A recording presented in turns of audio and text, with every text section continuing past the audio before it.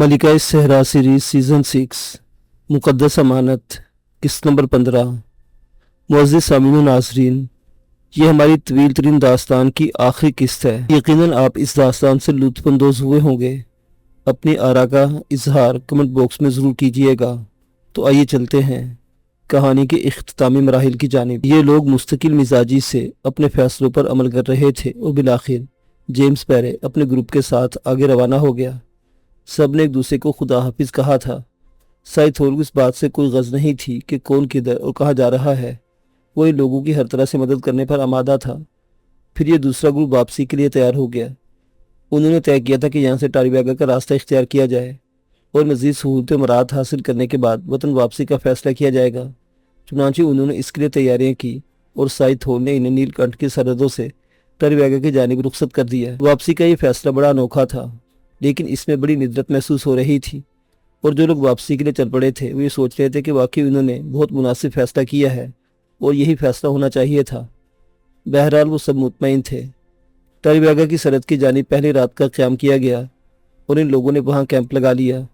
खासा साजो सामान साथ था जिसे बोझ ही समझा जा रहा था, क्योंकि जिन लोगों ने वापसी का सफ़र किया था वो भी इस हकीकत से आशना हो गए थे कि ज़िंदगी में जितने बोझ कम हो बेहतर है, वरना इंसान की ज़रूरतें और हवस कभी इसका साथ नहीं छोड़ती और ताउम्र इसे सरगर्दा रखती है।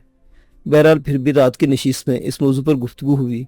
रीटा हार्वे ने कहा, और अब जब हम वापसी के सफ़र का आगाज़ कर चुके हैं तो मुझे अपना घर याद आ रहा है।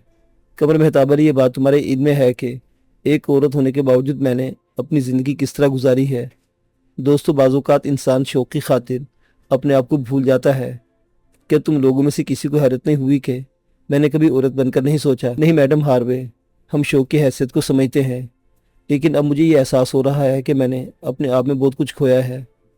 क्या इंसान की ज़िंदगी में ये तसव्वुर नहीं होता कि इसका ताल्लुक़ कुछ लोगों से हो, वो इसका मुस्तकबिल बने?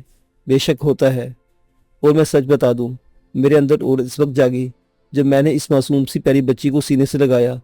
तब बारहा मेरे दिल में ये ख्याल गुजरा कि काश मैं इस लम्हे से पहले आशना होती और वो रास्ते इख्तियार करती जिनसे लम्स मुझे हासिल हो जाता। वैसे मैडम हार्वे, बुरा मत मानिएगा, आप अब भी इतनी ही दिलकश हैं और ना ही आपकी उम्र इतनी ज़्यादा है कि आप ये तसव्वुर ज़हन से निकाल दें। रीटा हार्वे हंसने लगी और बोली, आप ठीक कहते हैं हिदायतुल्लाह, लेकिन हर दौर का ताल्लुक़ एक उम्र से होता है और सही फैसले उम्र के साथ साथ किए जा सकते हैं। बाद में तो देर हो जाने का एहसास ही रहता है और मेरा ख्याल है मुझे देर हो चुकी है। ये सिर्फ आपका ख्याल है वरना हकीकत नहीं है। रीटा हार्वे मुस्कुराकर खामोश हो गई, लेकिन तन्हाई मिलते नादरी शाह ने बड़े मुतफक्किर लहजे में कहा, हमें देर तो नहीं हुई अर्शी? बात गैर मुतवक्को थी और बहुत देर के बाद कही गई थी। अर्शी को रीटा हार्वे के अल्फाज याद नहीं थे, चुनाचे चौंक कर बोली, किस सिलसिले में, कब, कहाँ? मेरा मतलब है कहीं ऐसा ना हो कल हम भी इस अंदाज में सोचने लगे जिस अंदाज में रीटा हार्वे सोच रही है। ओ मेरे खुदा, तुम कभी अपनी हरकतों से बाज नहीं आओगे। यार कमाल है, इतनी मेहनत कर चुके हैं, अब तो हर शख्स ने मेहनत की सनद दे दी है और अब भी तुम हमारी इन ख्वाहिशात को हरकत करार देती हो। तो बाबा मैं क्या करूं? बात करो अपने डैडी से। क्या बात करूं? अर्शी ने आंखें फाड़ कर कहा, ये कि डैडी अभी तो वापसी में मुकाबला लग जाएगा, अब अपने शानों का बोझ हल्का कर दीजिए। मुंह धो रखिए जनाब, मैं इतनी बेगैरत नहीं हूँ। यानी कमाल है, अपनी ज़िंदगी का हक मांगने वाले को बेगैरत कब कहा जा सकता है? मिस अर्शी, आप कहें तो ये बात मैं सर हिदायतुल्लाह से कह दूँ? क्या बकवास है, क्या कहोगे तुम? यानी कि सर मेरी ड्यूटी मुझे सौंप दीजिए, अब अपनी बेटी का बोझ उठा लिया, अब ये मोहतरमा मेरी जिम्मेदारी बन चुकी हैं, चुनांचे बीच में टांग ना अड़ाइए और मुझे मेरा हक दे दीजिए। नादरी शाह, बहुत बढ़ चढ़ कर बात कर रहे हो। असल में लोगों ने तुम्हें आसमान पर चढ़ा दिया है और दिलेरी का सर्टिफिकेट दे दिया है, वरना मैं चैलेंज करती तुम इस कदर दिलेर नहीं हो। मिस अर्शी, गलत फहमी का शिकार हैं आप। नादिर शाह ने सीना तान कर कहा, क्यों? नादिर शाह को अभी आपने एक फ़ैसला भी नहीं देखा। तारीख का एक अहम तरीन किरदार मैं हूँ। मेरी जुर्रत और दिलेरी की दास्तानें किताबों में दर्ज हैं। सिर्फ नाम के नादिर शाह हैं आप। काम का बन के दिखा सकता हूँ, सोच लीजिए। सोचना क्या, जो कहा है वो कर भी सकते हैं हम। तो फिर ठीक है, बात कर लीजिए डैडी से, मैं तैयार हूँ, अर्शी ने कहा। और नादिर शाह एक बार फिर आंखें फाड़ कर इसे देखने लगा। क्या मतलब? आप बात कर लीजिए डैडी से। यार क्या मैं क्या सच कह रही हो? नादिर शाह घबराए हुए लहजे में बोला, जी जी जी, 3 दफ़ा कह दिया है। अरे बाप रे, ये क्या हो गया? नादिर शाह खूबसूरत लहजे में बोला और अर्शी कहका मारकर हंस पड़ी। बस सिट्टी गुम हो गई। بالکل نہیں، اب دیکھو نا ایسے موقع پر ماں باپ کتنے یاد آتے ہیں، ایک اشارہ کرنے کی دیر ہوتی، پھر دیکھیے سر ذات اللہ کس طرح ہم سے روگردانی کرتے ہیں، تو پھر باتیں بنانے کی کیا ضرورت ہے؟ یار ارشی کتنی حسرتوں کا شکار کرو گے تم؟ بالکل کوئی حسرت نہیں ہے آپ کو، آپ بس فضول باتوں سے گریز کیا کریں، کم از کم کچھ تو تسلی کے جملے کہہ دو۔ انسان کی اپنی عقل ہوتی ہے، کبھی کبھی عقل سے سارے رشتے ٹوٹ جاتے ہیں، تو اس بیماری کا حل نہیں ہے۔ کچھ حل نکالو ارشی، کچھ حل نکالو۔ آپ اب میرے پاس زیادہ گھسے نہ رہا کریں، واپسی کا سفر ہو رہا ہے، ڈیڈی بھی نہ جانے کیا سوچتے ہوں گے میرے بارے میں، ارے کچھ سوچ کر دکھائیں تو صحیح، فرض ہے، ان کا آنکھیں بند کیے بیٹھے ہوئے ہیں۔ اے مسٹر سردار خان، میرے ڈیڈی کو کچھ نہ کہیں آپ۔ سردار خان، یہ تو سب سے بڑی خامی ہو گئی ہے، سردار خان کے نام سے میں اپنے آپ کو تمہارا شوہر سمجھنے لگتا ہوں، اور تم جب مجھے نادر شاہ کہہ کر پکارو یوں لگتا ہے جیسے مجھ سے میرا عہدہ چھین لیا گیا ہو۔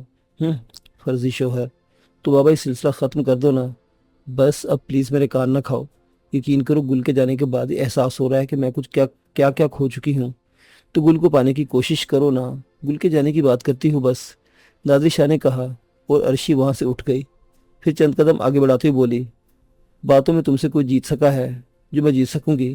نادر شاہ گردن خم کر کے مسکرانے لگا تھا۔ بالآخر انہوں نے ٹاری بیگا کی سرحدیں عبور کر لی اور بلند و بالا پہاڑیوں سے انہیں دیکھ لیا گیا، کیونکہ جب وہ پہاڑیوں کے دامن میں پہنچے تو ایمرے، یوٹ، ایلما برانٹ ان کے استقبال کو دوڑ پڑے تھے، ساتھ میں اور بھی چند افراد میں جن میں شونتے بھی تھا، جسے اب یہاں ایک خاص مقام حاصل ہو گیا تھا۔